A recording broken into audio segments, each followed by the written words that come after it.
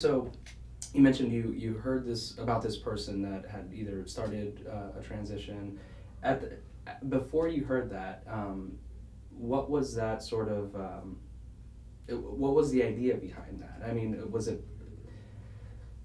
Let me try to gather my thoughts of what I'm asking. I guess what I'm asking is, was there an idea that you could possibly transition even before you heard that, or what was that sort of like? I mean, the state of mind at that time, because you had these feelings. Mm-hmm.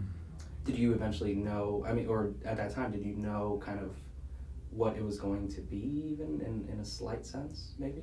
So about the early feelings? Yes, yeah. And about knowing and time of knowing and all of that sort of thing, I'll tell you this, that one of the reasons Ingersoll Gender Center exists is this very thing. Mm-hmm. Another lesson I learned from those 60s adventures and struggles was that if it doesn't exist, we can make it. In fact, we must make it. So that was the idea behind Ingersoll, and the driving force there is that I didn't have any of those conversations. I really didn't know myself very well. I didn't know much beyond that feeling I mentioned some time ago about body not matching sense of self. Not in such sophisticated words as I'm using now, but that was the feeling. And that translated into, I must be crazy sorts of thoughts, as a kid, say, from, I don't know, 10, 11, start to really try and feel something and think about it a little bit. That's how it translated into, there's nothing that in this culture that I've seen in print or around me or on television or anywhere that corresponds. Now, it was there because this is a human condition. It's just I had not encountered.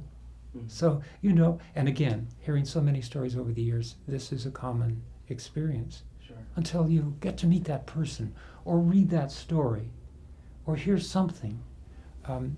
It's almost a closed book, a closed possibility to do anything.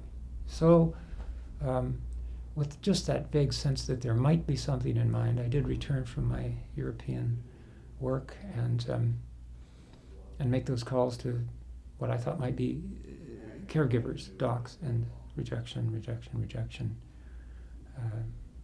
And now folks can enter some of our support groups or contact us in some other way, and we immediately can be there for them at whatever level they need. It's so much easier now to get information. Not necessarily to experience the things. Those are probably the same pains and struggles. But to get the information, to reach out, that we can do.